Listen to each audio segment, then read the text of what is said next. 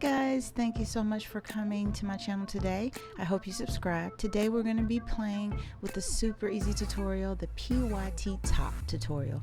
And I got it from this girl that really influenced me. I follow her on Instagram. I'm going to put her link below. Her name is Kyra Zadia. I hope I said that right. But this top I saw a couple of weeks ago on her Instagram channel.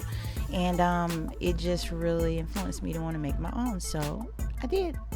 And I really loved it. So I think you'll really like it, and it's going to be a super easy tutorial like I said before.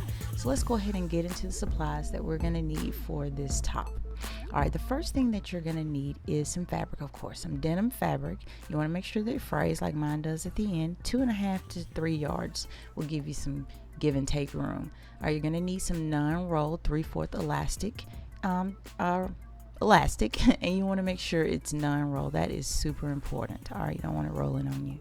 The next thing you're going to need, of course, is a ruler or a yardstick. I suggest a yardstick because your measurements are going to be longer than a ruler, so get a yardstick. Scissors, of course, your best scissors, fabric scissors, nothing else.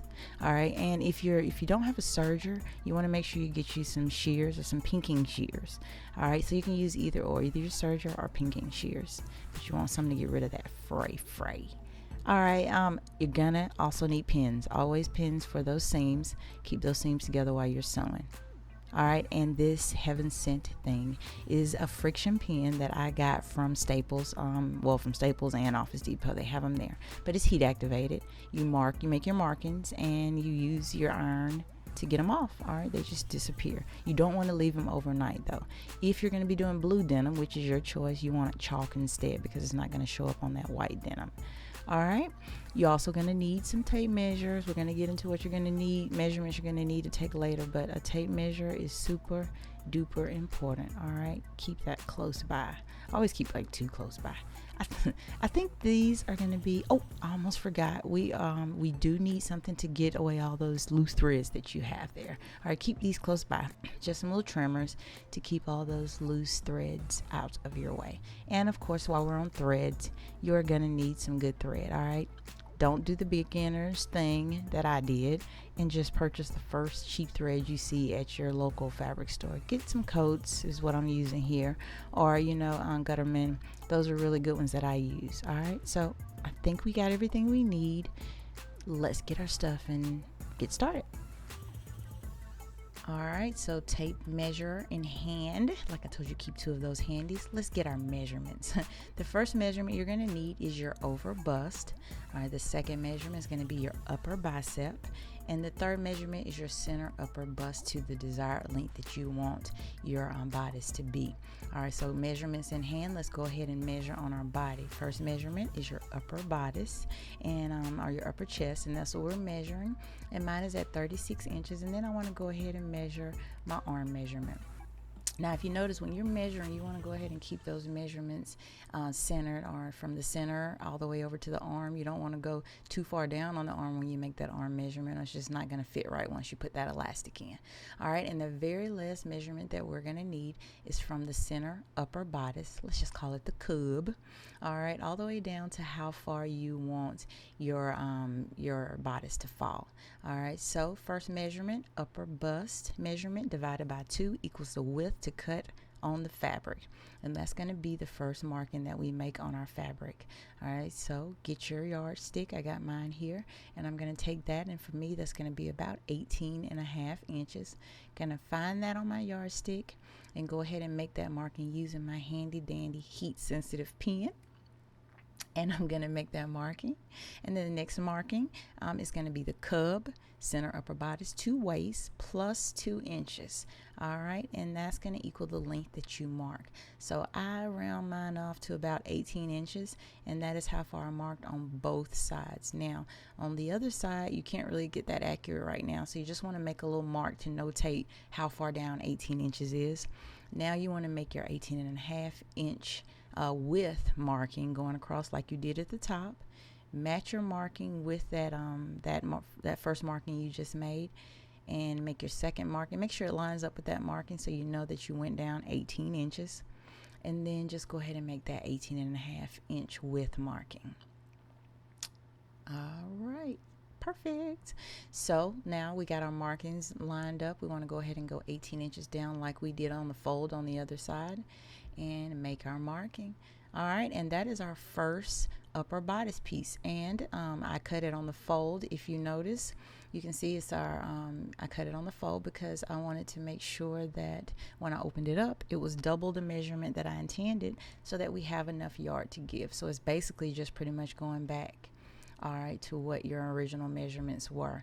So we want to go ahead and double that piece up. We're going to make those markings again. Or guys, what you can do is just go ahead and cut out that first piece and then lay it on top of your second piece and make the cutting again. So if you do it this way, either way, just go ahead and make sure that you double check all of your lines to make sure that you got everything nice and neat, and then cut those two bodice pieces out.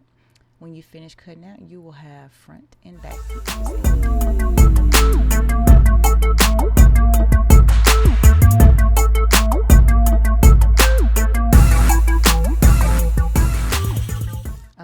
So I have cut out my bodice piece, my front and my back piece, and what you want to do is go ahead and take those and lay those to the side.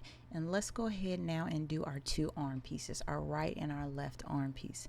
So again, you want to get your yardstick, you want to take your arm measurement, and this time you don't really want to do anything with that measurement. You just want to go ahead and put it on the fold, that whole measurement. So for me, mine was 13 inches. I'm going to put that on the fold, and I'm just going to use my same pen and mark that 13 inches going all the way across. All right, the very next measurement is our cub plus waist plus 2 inch equals length of the mark on the fabric. All right, so the cub again is our center upper back, and then the length is however we want it down to our waist or short, or however you want it. Okay, mine was 18 inches going down, so I'm going to go ahead and mark that on both sides. And remember, on that second side, you just want to go ahead and just notate it. You don't really want to mark it. That's just to know how far it is down. And then you want to come back and do an 18.5 inch line, in my case, whatever yours is, and make sure it just lines up with that mark. All right, and then we're just going to draw going all the way down. And when you finish, you can go ahead and get rid of your little mark that you use to make your notation, all right, using your iron or whatever. All right, so we got everything drawn out for our first arm piece.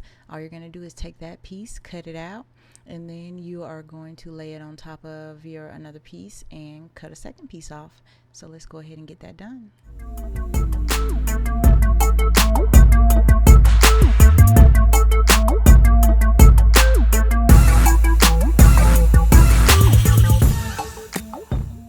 Once you get everything cut out, you will have your two arm pieces and your two bodice pieces. And your two bodice pieces is what we're going to work on first.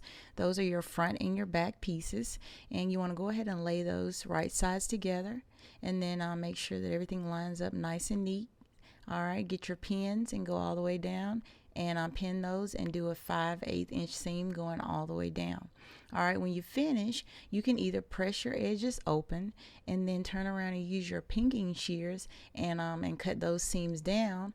Or if you have a serger, you can use your serger and just serge your ends. I'm going to serge my ends and get those ends out of the way.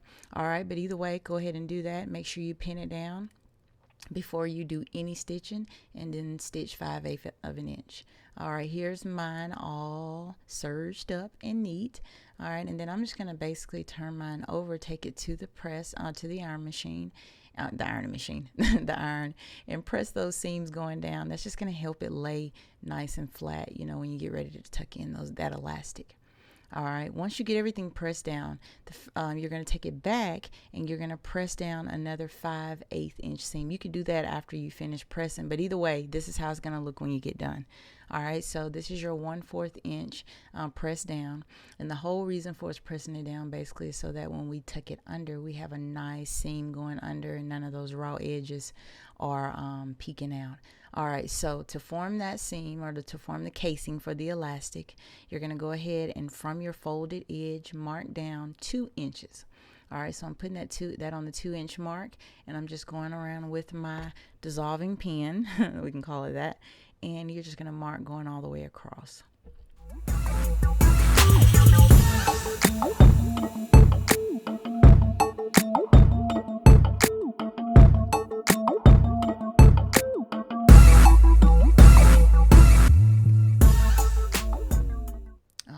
have marked all the way across, and what I'm basically going to do is use that as a guide to take to this pressing board, and I want to fold it down and use my iron to press going all the way down.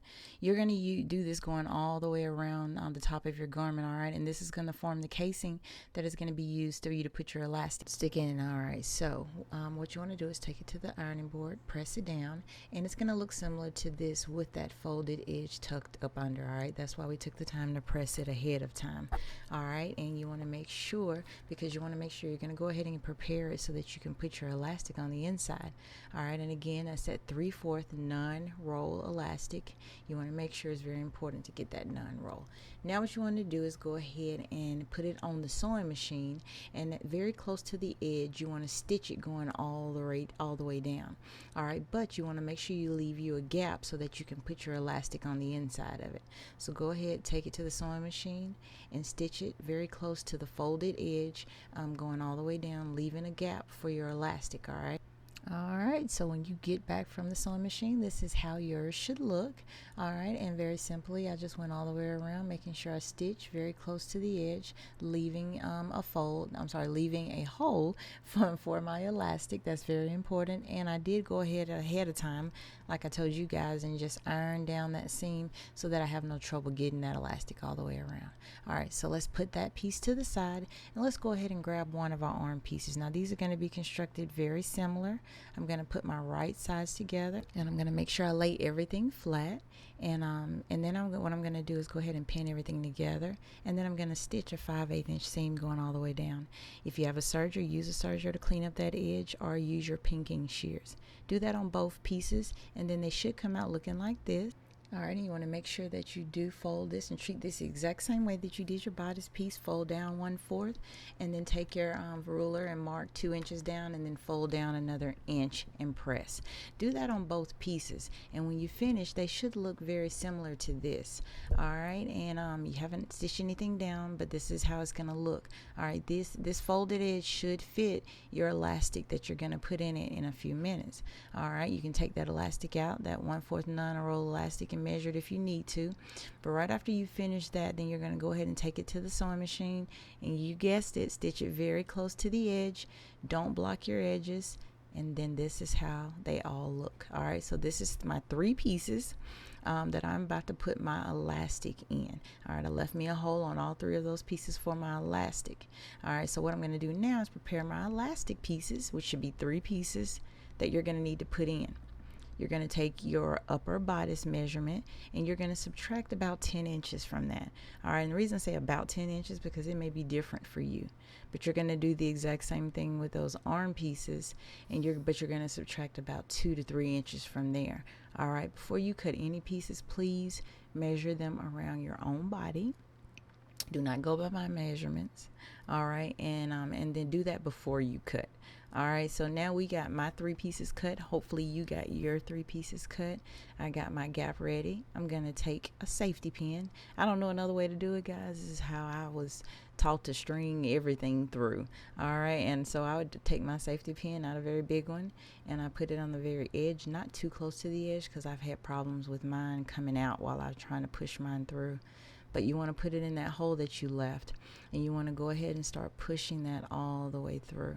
All right, on the other side, you want to make sure that you find some way to hold that down. All right, I hold it with my teeth, but you want to hold it down, push it all the way through, and this is how yours should look.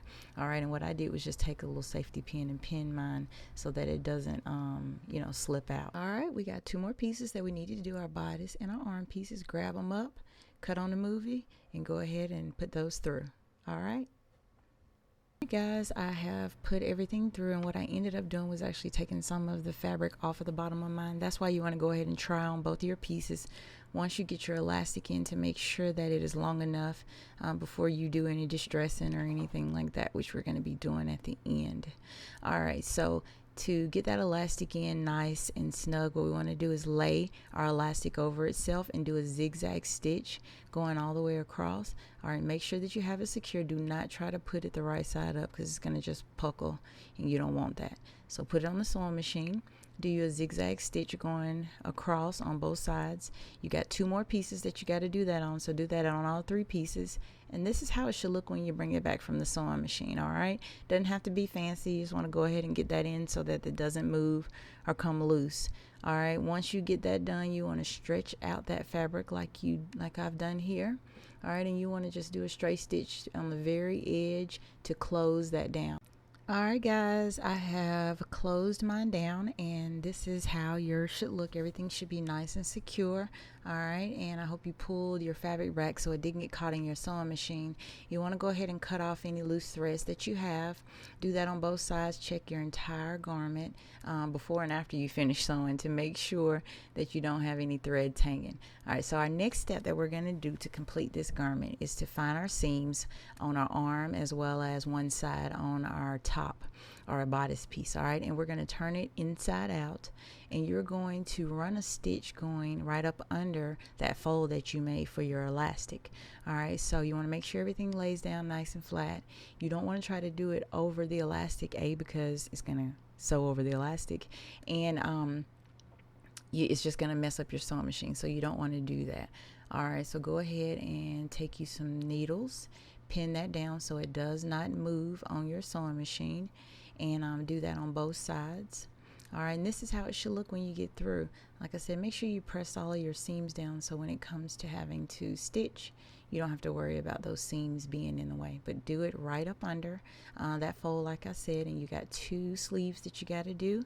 Go ahead and do that, and when you finish, voila, this is how it should look. Now, guys, you can stop here if you want to, but I would suggest, from making one of these before, that you go ahead and do this extra step here. All right, at the very top of both of your sleeves, you want to just take you a hand sew, or you want to take you a needle and just hand sew going across the top. All right, you don't want it flipping up, because wearing this, if it's sewn down in that one spot and you don't sew it down to the top, it's going to flip.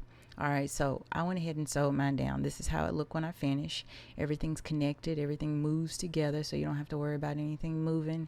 And I made sure that everything was nice and snug before I finished. All right, so the last step that we have to finish our PYT top is to distress it.